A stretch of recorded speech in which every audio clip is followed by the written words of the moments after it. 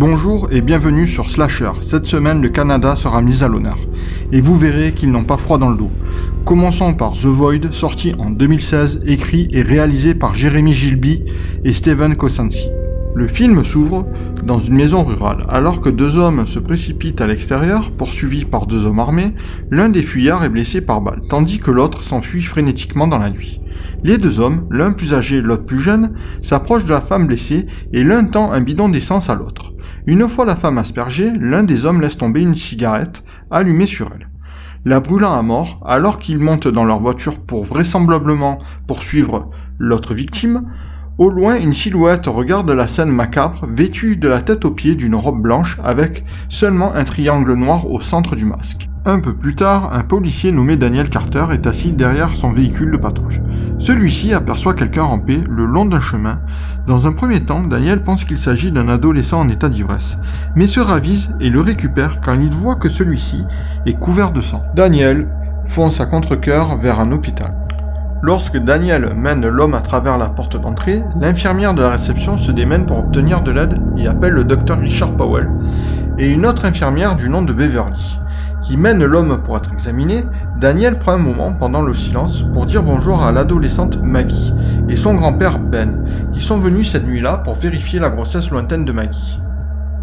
Après que le médecin ait découvert des marques de piqûres d'héroïne sur le bras de l'homme, Daniel se rend compte qu'il a du sang sur son uniforme et va le nettoyer. En chemin, il croise Allison, l'infirmière de la réception, qui se révèle être son ex-femme.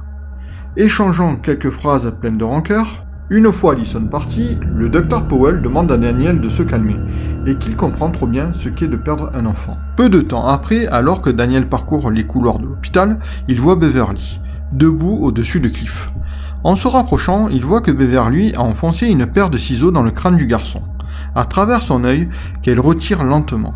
Daniel tire son arme de poing et confronte Beverly, qui se retourne lentement pour révéler qu'elle a presque enlevé tout son visage. Alors que Daniel demande à Beverly de poser les ciseaux, elle commence à couper davantage la peau restant, et lui dit que ce n'est pas son vrai visage. Quand Beverly commence à l'approcher, Daniel lui tire dessus et la tue. Alors qu'Allison, Kim et le Dr Powell se précipitent pour enquêter, Daniel, dans la salle de bain la plus proche, vomit puis s'évanouit. Bien qu'il soit inconscient, Daniel a des visions d'un paysage sombre, désolé, avec des nuages tourbillonnant au-dessus. Une nébuleuse sinistre quelque part dans l'espace et une masse triangulaire noire. Daniel décide de quitter l'hôpital pour rejoindre sa voiture. Une fois à l'intérieur, il remarque une silhouette vêtue de blanc. Essayant de s'en approcher, l'homme mystérieux attaque Daniel et parvient à lui percer la poitrine avec un couteau. Daniel parvient à retourner à l'hôpital et s'évanouit de nouveau. En ayant toujours les mêmes visions, alors que Kim, Allison et le Dr Powell s'occupent de lui, Daniel revient à lui.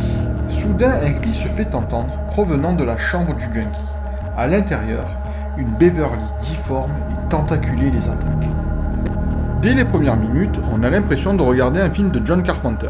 L'univers Lovecraftien et une ambiance très années 80, The Void est un bon film d'horreur. Et honnêtement, on va pas bouder son plaisir. Pour ce deuxième film, cette fois-ci nous allons partir sur un remake d'un court-métrage. Le film en question s'appelle Mama. Écrit et réalisé par André Muschietti, sorti en 2013. Ruiné, le courtier Jeffrey DeSange tue sa femme avant d'emmener ses enfants, Victoria 3 ans et Lily 1 an. Conduisant dangereusement vite sur une route enneigée, Jeffrey a un accident. Il amène ses filles dans une cabane abandonnée. Prévoyant de les tuer avant de se suicider, il s'apprête à passer à l'acte lorsqu'une étrange silhouette, indistincte aux yeux de Victoria, dont les lunettes sont cassées, le tue. Plus tard, la silhouette réapparaît pour apporter de la nourriture aux deux filles. 5 ans plus tard, une équipe de sauvetage parrainée par Lucas, le frère jumeau de Jeffrey, trouve Victoria et Lily en vie et en bonne santé. Mais devenues des enfants sauvages, les filles sont placées dans une clinique sous le soin psychiatrique du docteur Gérald Dreyfus. Elles font référence à Mama, une figure protectrice maternelle, initialement hostile à Lucas, mais Victoria le reconnaît lorsqu'il lui donne ses lunettes. Dreyfus soutient la demande de garde de Lucas et de sa petite amie Annabelle contre la grande-tante maternelle des filles. En contrepartie, il est autorisé à suivre les progrès des filles. Victoria s'acclimate rapidement à sa nouvelle vie, mais Lily conserve une grande partie de son caractère sauvage. Lucas est attaqué par Maman et tombe dans le coma. Annabelle, qui n'est pas à l'aise avec les filles, se retrouve seule pour s'occuper d'elle. Alarmée par ses cauchemars d'une femme étrange et les avertissements de Victoria au sujet de la jalousie de Mama, Annabelle demande à Dreyfus d'enquêter. Celui-ci pense que Mama est l'amie imaginaire de Victoria. Mais ses recherches mettent en lumière l'histoire d'Edith Brennan. Patiente d'un asile psychiatrique au XIXe siècle, Annabelle a un cauchemar qui révèle le passé de Mama. Quand Edith Brennan a été envoyée à l'asile pour une raison inconnue, son enfant lui a été enlevé et donné à des religieuses. Elle s'est échappée de l'asile, a poignardé une nonne et a repris son bébé. Fuyant ses poursuivants, Edith a sauté d'une falaise. Elle s'est noyée, mais le corps de l'enfant s'est accroché à une branche et n'est pas tombé avec elle dans l'eau. Annabelle se rend compte que l'esprit qui est devenu Mama, dans sa détresse, a cherché son enfant dans les bois pendant plus d'un siècle. Muschietti revisite le film de fantôme, avec une forte influence venant de Guillermo del Toro. Mama est un thriller surnaturel de très bonne qualité. Pour le troisième film, cette fois-ci nous allons partir dans une comédie horrifique, avec Tucker et Dale Fight le Mal, film sorti en 2010, écrit et réalisé par Ellie Craig. Easton et ses amis partent en road trip en espérant passer un bon moment dans les bois pour faire la fête et fumer de l'herbe. Roulant à vive allure, ils coupent la route à un camion. Dans le camion, il y a deux frères, du nom de Tucker et Dale. Un peu énervés, ils rattrapent la voiture et leur lancent des regards, qui sont mal interprétés par les étudiants. Paniqués et en manque de bière, ils décident de s'arrêter dans un magasin. À l'intérieur de celui-ci, Chad et Allison recroisent Tucker, qui parle avec le gérant du magasin. Chad et Allison sont persuadés qu'on leur veut du mal.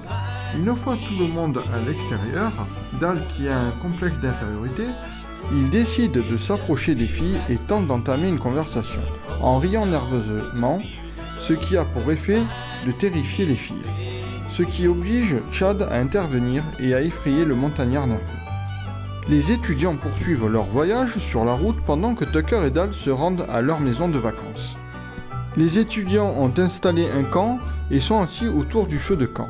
Chuck demande s'ils veulent tous entendre une histoire effrayante, à laquelle ils répondent tous verbalement non. Mais Chad insistant, il commence par le massacre du Memorial Day, qui s'est produit il y a 20 ans, dans les mêmes bois où il campe. Le flashback se termine avec un Chad disant qu'aucun corps n'a été retrouvé et qu'une seule personne a survécu pour la raconter. Le groupe est mortifié et terrifié jusqu'à ce que Mike leur propose de faire un bain dans le lac. Au même moment, Tucker et Dale sont en train de pêcher sur un bateau dans le même lac. Pour ce troisième film, j'ai volontairement caché les scènes. Le scénario est vraiment décalé et tout les quiproquos tournent à la boucle. En somme, un excellent film. La semaine prochaine, les États-Unis seront à l'honneur, avec cette fois-ci une sélection de films, plus une nouvelle chronique, celle de la sélection du film à voir le week-end. Merci de m'avoir regardé, c'était Slasher.